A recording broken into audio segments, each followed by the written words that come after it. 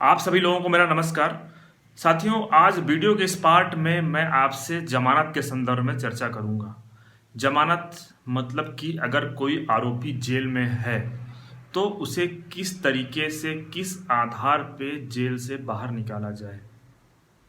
साथियों, आप लोग मुझसे जब जमानत के संदर्भ में सवाल करते हैं तो मैं ये समझ पाया कि जमानत के मामले में जागरूकता की कमी है। हमें ये नहीं पता होता है कि कोर्ट किस मामले में किस आधार पे जमानत दे सकती है। तो आप लोगों के सवालों के आधार पे मैं अभी एक सीरीज तैयार कर रहा हूं जिसमें आपको हाई कोर्ट किस किस आधार पे जमानत देती है। आपसे हर एक वीडियो में एक जजमेंट शेयर करूंगा कि आखिर हाई कोर्ट ने इस मामले में किस आधार पे जमानत दिया। इससे आप लोगों को ये फ़ायदा होगा, पहला ये कि आप लोग उस जजमेंट को पढ़ेंगे तो आप उस जजमेंट से समझ पाएंगे कि कोर्ट किस आधार पर जमानत देती है। और दूसरा ये कि आपके मामले में कौन सा जजमेंट फिट बैठ रहा है जमानत के लिए। तो आप भी समझ पाएंगे कि कोर्ट किस तरह के मामले में कौन कौन से आधार पर जमानत देती है। तो मुझे उम्मीद है कि आपके जो सवाल रहते हैं आपको इन वीडियो से उनको फ़ायदा होगा और आपके सवालों के जवाब आपको मिल जाएंगे। तो आज आपसे मैं जिस जजमेंट की चर्चा कर रहा हूँ ये बॉम्बे हाई कोर्ट के द्वारा डिसाइड किया गया है, बॉम्बे हाई कोर्ट की नागपुर बेंच के द्वारा। और इस मामले में आईपीसी की धारा 307 और 120 बी, आपको पता होगा 307 का जो मामला है वो अटेम्प्ट टू मर्डर के केस में ये धारा दर्ज की जाती है और 120 बी जो है ये कॉन्स्पिरेसी के लिए होती है, षड्यंत्र के लिए होती है। तो साथियों, इस मामले में हाई कोर्ट के समक्ष 439 सीआरपीसी के अंतर्गत एप्लीकेशन फाइल किया गया, जिसमें कि ये रिक्वेस्ट किया गया कोर्ट से कि कोर्ट इस मामले में आरोपी को बेल ग्रांट कर दे। और हाई कोर्ट ने इस मामले में आरोपी को बेल ग्रांट कर दिया। अब हाई कोर्ट ने 307 के मुकदमे में किस आधार पे बेल ग्रांट कर दी, अब हम उसको समझते हैं एक एक करके कि कौन कौन से ग्राउंड थे जिन पर कोर्ट ने रिलाइड अपॉन किया और उन पर भरोसा करते हुए आरोपी को जमानत प्रदान किया। तो साथियों, जो सबसे पहला जो पॉइंट है वो है आरोपी का एफआईआर में नाम ना होना।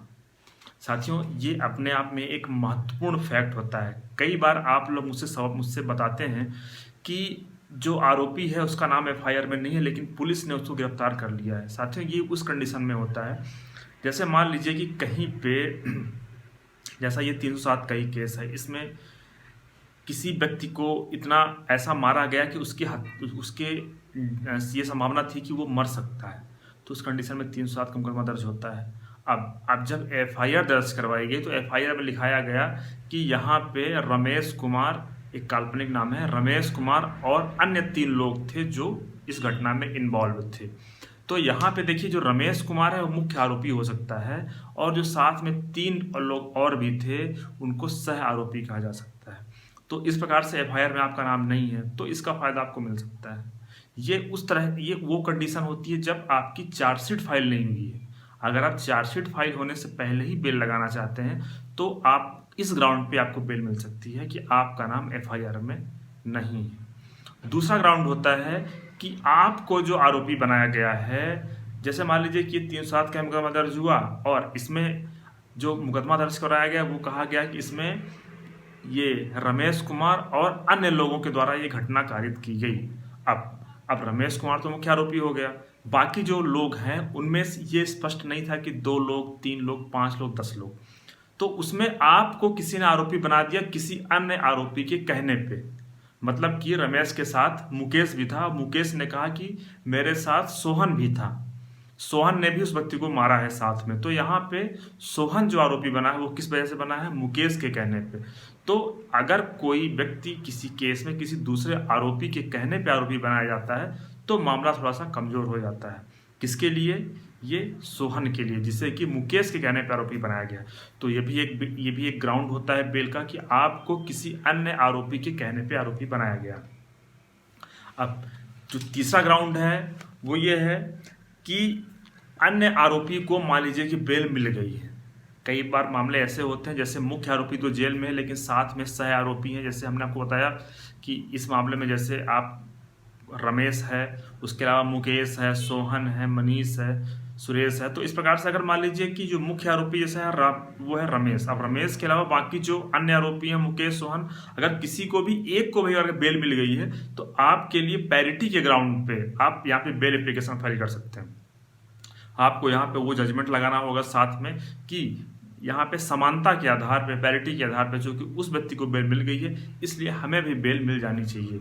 तो ये भी ग्राउंड था इस केस में, इसे भी कंसिडर किया गया। इसके अलावा अगला जो ग्राउंड था वो था कि इस मामले में कस्टोडियल इंटरोगेशन की ज़रूरत नहीं है। कस्टोडियल इंटरोगेशन होता है मतलब कि पुलिस को पूछताछ करने की ज़रूरत नहीं है, पुलिस ने अमूमन अपनी जांच कंप्लीट कर लिया है। तो ये भी एक ग्राउंड होता है कि इस आधार पर भी बेल ग्रांट की जा सकती है। हाँ, तो साथ ही ये कुछ ग्राउंड थे जिनकी हमने चर्चा की आपसे। इस आधार पे इस मामले में ग्राउंड में आरोपी को बेल प्रदान की गई, जबकि इस मामले में चार्जशीट फाइल नहीं हुई थी। चार्जशीट फाइल ना होना अपने आप में, उसके बाद भी बेल हो जाना अपने आप में कह सकते हैं कि एक बड़ी बात होती है बेल के मामले में, वो भी 307 जैसे मुकदमे के लिए जिन्हें गंभीर श्रेणी का मुकदमा माना जाता है। तो लेकिन जैसा कि इस मामले में चार्जशीट फाइल नहीं थी, लेकिन उसके अलावा भी हाई कोर्ट के समक्ष अलग अलग ग्राउंड बताए गए कि ये ग्राउंड है, ये ग्राउंड है, ये ग्राउंड है, इतने सारे ग्राउंड है। इन ग्राउंड के आधार पे उसको बेल ग्रांट कर दिया जाना चाहिए। और हाई कोर्ट ने यहाँ पे जो आरोपी था उसकी जो प्रेयर थी उसको एक्सेप्ट कर लिया और बेल ग्रांट कर दिया। तो मुझे उम्मीद है कि हमने आज आपसे जो पार्ट 1 टॉपिक कवर किया है, आपको जो शेयर किया है, आपके लिए यूजफुल होगा। और अगर आप कई मामले में अगर आपके मामले में कुछ इससे मिलते जुलते कुछ ग्राउंड हैं तो आप उनको ज़रूर रेज करें। दूसरा मैं आपको बताना चाहूँगा कि आप जिन भी ग्राउंड को रेज कर रहे हैं पिटीशन में उनका जिक्र जरूर करें, क्योंकि हाई कोर्ट के समक्ष कई बार ये गलती करते हैं लोग कि आर्गूमेंट के टाइम पे तो वो अपना आर्गूमेंट तैयार कर लेते हैं लेकिन उस चीज़ का जिक्र वो पिटीशन में नहीं करते हैं। तो हमारे यहाँ का जो कॉन्सेप्ट होता है कि नो प्लीडिंग नो रिलीफ, आपने पिटीशन में जिक्र ही नहीं किया तो फिर आप रिलीफ कैसे मांग रहे हैं। तो आप जिन भी ग्राउंड पर रिलाइड अपॉन कर रहे हैं उन ग्राउंड का जिक्र आप पिटीशन में जरूर करें। कई बार हाई कोर्ट के जज के द्वारा पूछा जाता है कि आपने जिस ग्राउंड को आप रेज कर रहे हैं, मेरे सामने आप बता रहे हैं, आपने किस पॉइंट में इसका जिक्र किया हुआ है। तो अगर जज साहब का ये सवाल था और आप उसका जवाब नहीं दे पाए तो आपके लिए दिक्कत हो सकती है। तो इसलिए आप पहले ही अपना ग्राउंड तैयार कर लें, उसके बाद उनका सभी का पिटीशन में जिक्र करें, उसके बाद ताकि जब आपका फाइनल आर्गूमेंट हो तो आप पॉइंट आउट कर सकें कि हाँ ये मैं जो ग्राउंड रेज कर रहा हूँ पिटीशन के इस पैरा नंबर में, इस पॉइंट में इसका जिक्र किया गया है। अगर आप इस जजमेंट को पढ़ना चाहते हैं, इसका मैं लिंक ऐड कर दूंगा, आप वहाँ से इसको पढ़ भी सकते हैं। धन्यवाद साथियों।